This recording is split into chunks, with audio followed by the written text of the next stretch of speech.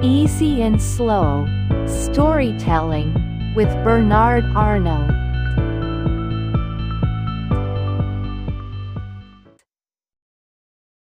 For decades, luxury was defined by heritage, craft, artisanship, family names passed down through generations.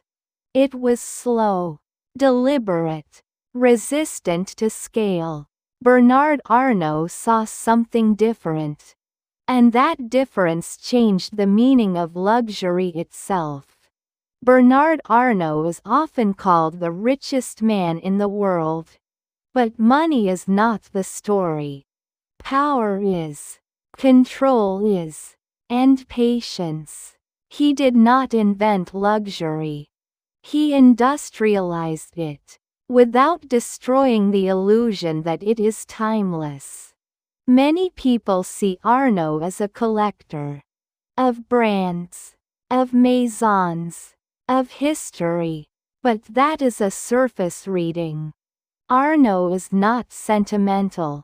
He is structural. He studies systems. He identifies weak points, and then he builds around them. Luxury houses used to be independent, founder-led, emotionally driven, vulnerable. Succession was often unclear. Capital was limited. Global expansion was slow. Arnault saw that these weaknesses were not creative. They were operational, and they could be solved.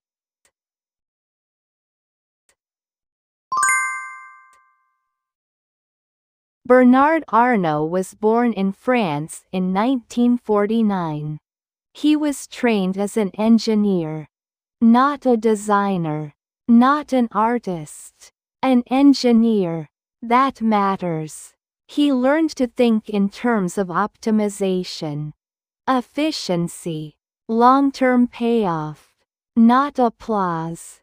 Early in his career, he worked in construction, real estate, hard assets, businesses where margins are thin, and discipline matters. This background shaped how he later approached luxury, not as romance, but as infrastructure.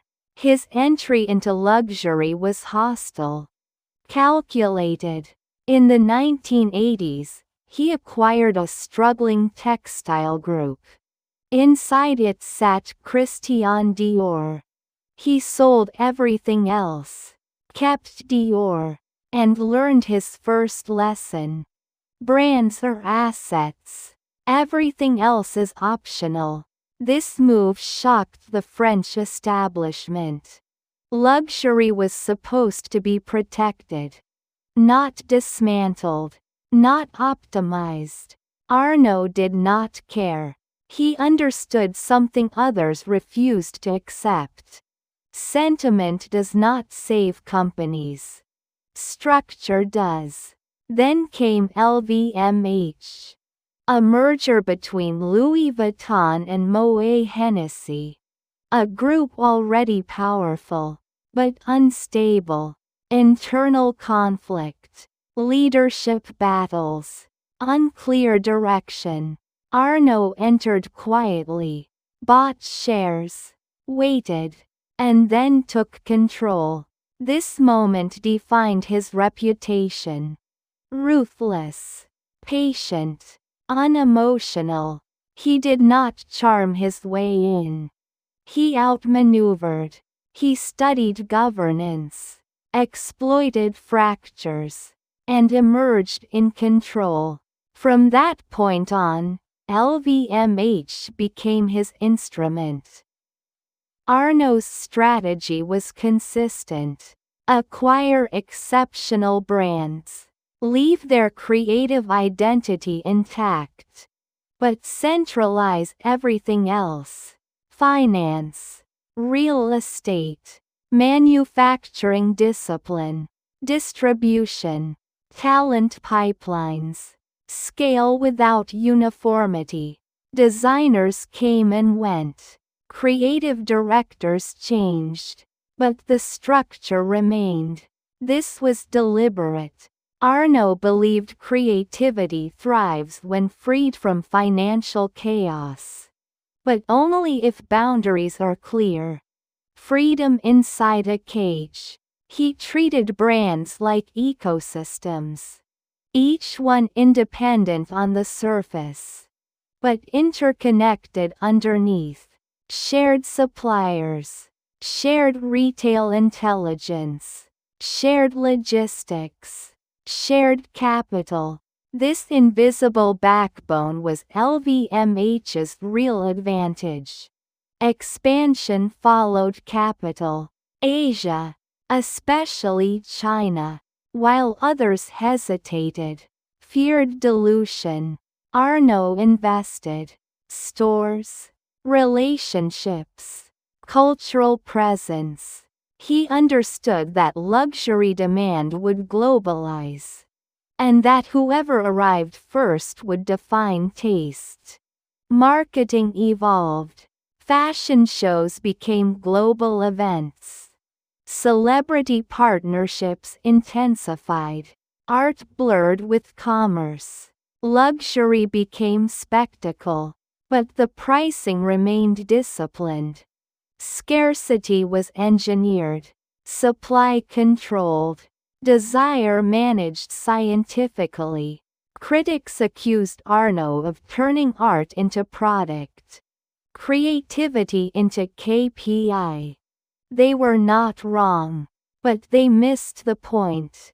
Without structure, many of these houses would have disappeared. He preserved them by changing them. Bernard Arnault believes brands are fragile, and that founders' myths fade. What survives is governance, succession planning, capital allocation.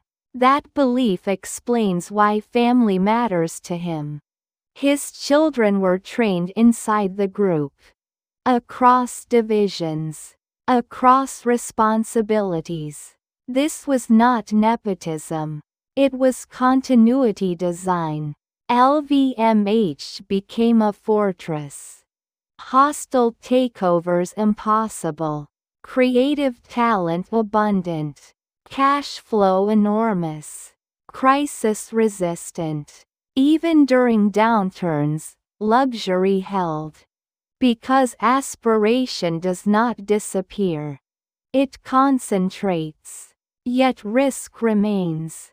Luxury depends on perception, on cultural relevance, on youth desire.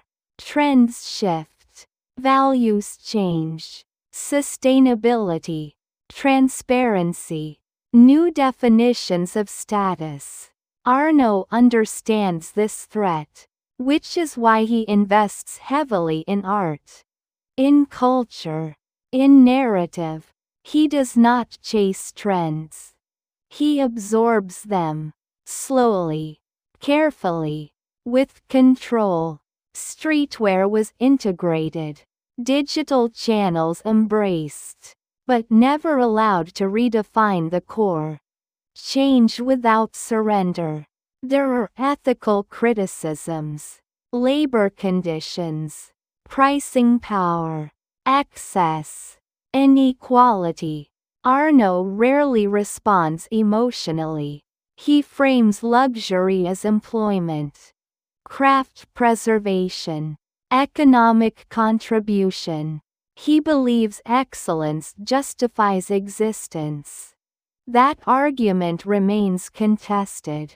Bernard Arnault does not speak like a visionary. He speaks like a steward. Someone protecting value across decades.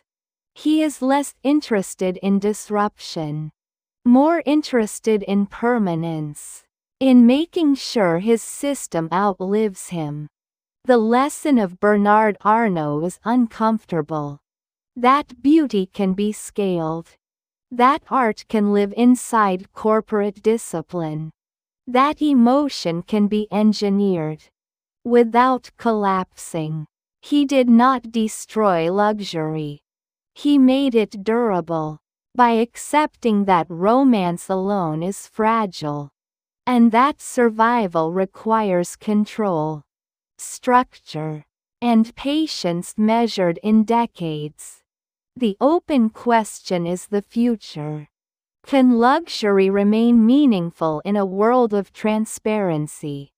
Can scarcity survive digital abundance? Can heritage coexist with acceleration? Bernard Arnault believes it can, if managed relentlessly, quietly, without apology. Because in his world, elegance is not spontaneity. It is control made invisible. And that belief built an empire that now defines modern luxury itself.